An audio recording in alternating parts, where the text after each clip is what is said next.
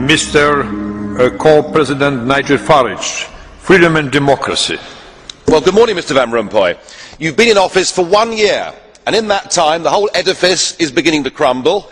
There's chaos. The money's running out. I should thank you. You should perhaps be the pin-up boy of the Eurosceptic movement. But just look around this chamber this morning. Just look at these faces. Look at the fear. Look at the anger. Poor old Barroso here looks like he's seen a ghost.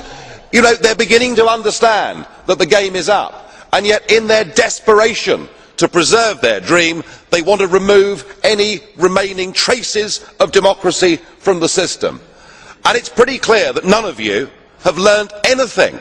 You know, when you yourself, Mr. Van Rompuy, say that the euro has brought us stability, I suppose I could applaud you for having a sense of humour, but isn't this really just the bunker mentality?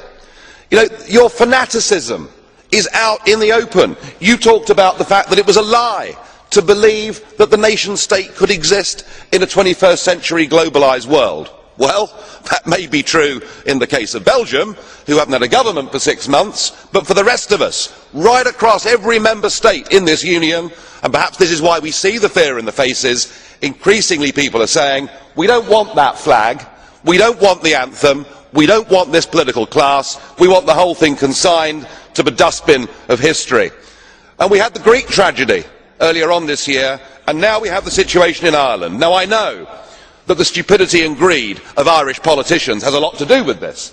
They should never ever have joined the euro. They suffered with low interest rates, a false boom and a massive bust. But look at your response to them. What they're being told, as their government's collapsing, is that it would be inappropriate for them to have a general election. In fact, Commissioner Rehn here said they had to agree their budget first before they'd be allowed to have a general election. Just who the hell do you think you people are? You are very, very dangerous people indeed. Your obsession with creating this euro state means that you're happy to destroy democracy. You appear to be happy for millions and millions of people to be unemployed and to be poor.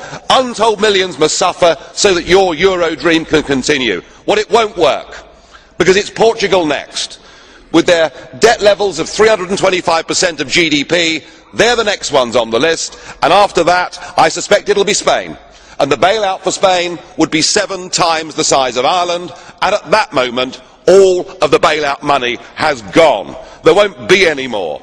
But it's even more serious than economics, because if you rob people of their identity, if you rob them of their democracy, then all they are left with is nationalism and violence. I can only hope and pray that the euro project is destroyed by the markets before that really happens.